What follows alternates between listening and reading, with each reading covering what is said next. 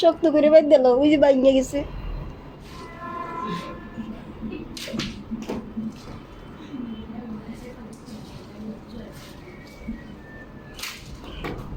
খাই দিন, কেমন আছে?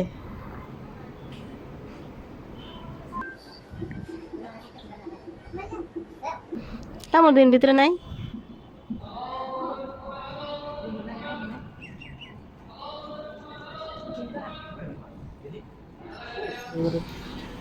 আন্দাজি সুপারি তো দেবে। এই যেদিকে পাকা সুপারি লাগলো কি না? লাগো। দেখেন দেখেন কানিতে যায় না আবার। এই তলাটা দাও, ওটা নিচেটা দাও। এই দেও। এই যে রডের গুঁড়া, খারিয়ে।